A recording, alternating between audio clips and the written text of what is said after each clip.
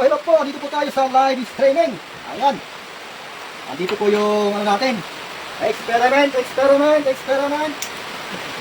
Experiment. Ayan, maglalagay po tayo ng ilaw. Ayan. Ayan po. Ating kaya. Saka, lagay po tayo ng pangsara.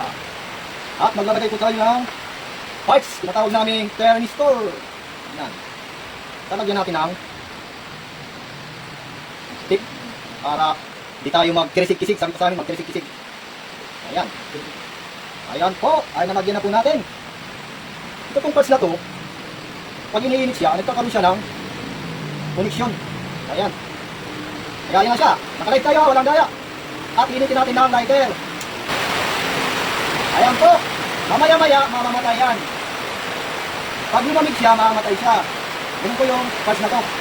Ito yung parts na natawag namin thermistor. Ayan. Para mamatay siya, alamigin natin. Ayan po, wala po tayong daya. Tagal-tagal. Ngayon lang dito may tubig.